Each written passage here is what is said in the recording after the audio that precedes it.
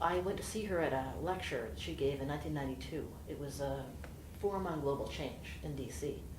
And she talked about the term sustainable development. And she said that the reason they put those two words together was an intentional effort at creating constructive ambiguity.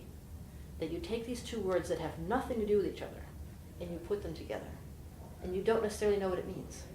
But you put them together to get everyone to come to the table. It's like you create a collaborative space. You plant the flag. And no one quite knows what it means or what that means for their interest, but they show up.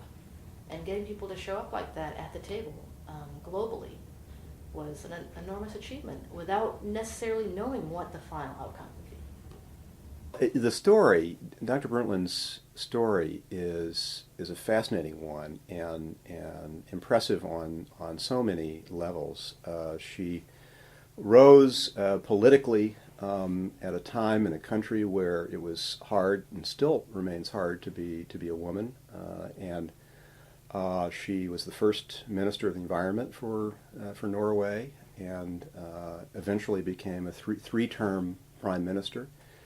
And her agenda is very much about the environment, but it was also very much about women's rights and about opportunities for women, economically, socially, but politically as well.